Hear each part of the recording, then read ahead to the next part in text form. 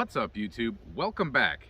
Have you ever experienced something called cold bore shift? To put it very simply, it's when you're shooting a rifle at any kind of distance and you have the cold bore, meaning the room temperature or ambient temperature bore. You haven't shot anything through that rifle yet, and the very first shot, when you aim, let's say you have your rifle zeroed to aim right there in the bullseye, but when you shoot, you end up somewhere here, or here, or here, or here, or here, or here, wherever, but it's not where you intended to get to. Then, after you've taken your first shot and your bore is warmed up, all of your subsequent shots go exactly where your rifle is zeroed for. What you would be experiencing there is called cold bore shift.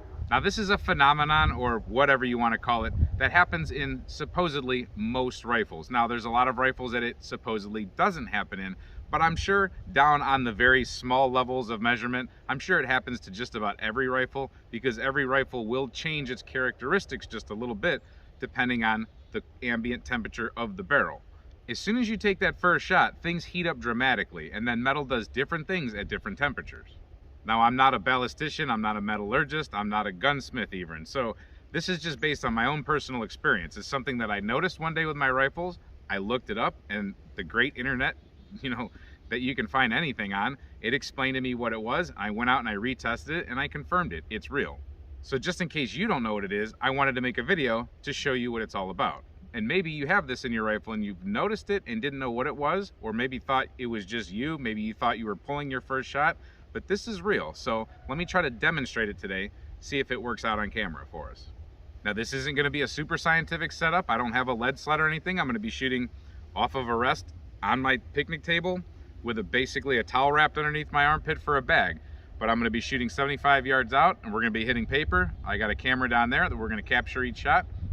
I'm gonna start out first with Federal Gold Medal Match. This is 168 grain Sierra Match King boat tail hollow point.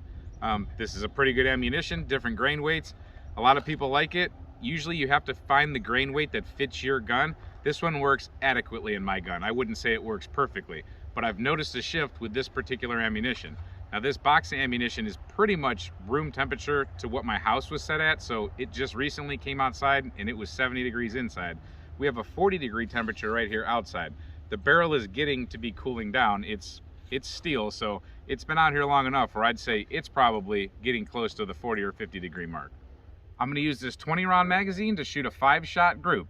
It's gonna be the first shot will be what is considered my cold bore shot, and then the rest of the 4 shots, we're gonna see if they shift over. I'm not gonna purposefully do that. I'm gonna aim dead center out there at those targets. Now, it might not be zeroed perfectly for 75 yards because it's actually zeroed at 100, so I don't know exactly where we're gonna impact, but I'm gonna be aiming dead center. To throw these things down range, we're gonna be using a CMMG Mark III with an 18-inch barrel and a 1-in-10 twist. Now, this is just their basic 308. Nothing fancy, no frills, no thrills, it's just a 308.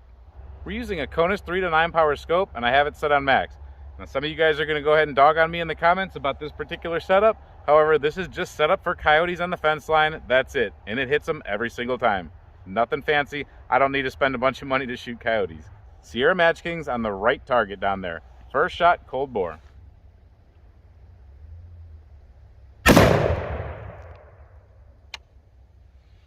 All right, we'll have to see the footage after I just shot that. You guys will see it here in a second. I'm gonna take the next 4 shots. Those are gonna be a warmed up barrel.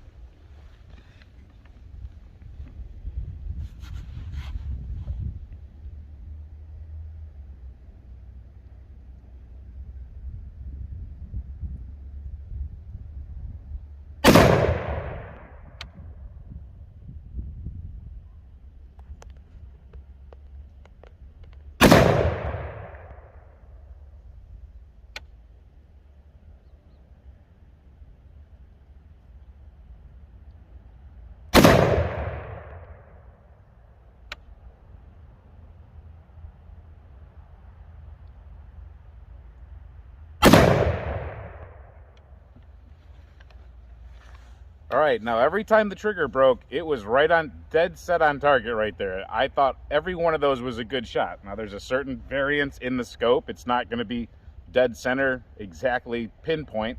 You always have a variance of MOA. However, I thought every one of those shots was a good, clean shot. Let's go see what the target says. So you guys are gonna see it after I edit it, but I just watched it real quick, and what I think happened was 1, 2, 3, 4, 5. There's 2 of them right there. So this being my first shot, the cold bore shot, I always do get a shift with this rifle. So these are pretty much in line, maybe up and down for me, not so much. This one could have been me, or it could have been the ammo, or it could have been anything, a gust of wind. At 75 yards, probably not. But this would be my main group, I would say, and then this would be my cold bore shift.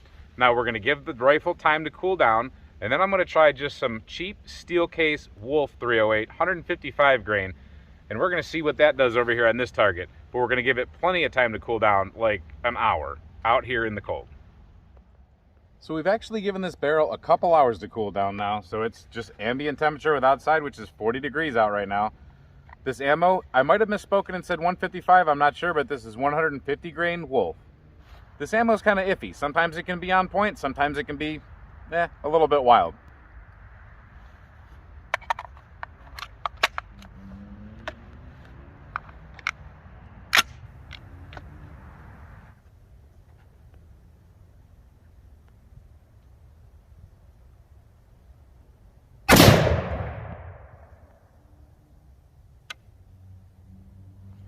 So that was the cold bore shot. I don't know where it went. We'll have to see on the video, or you guys are going to see it right now. So 4 more shots and we'll see where they end up.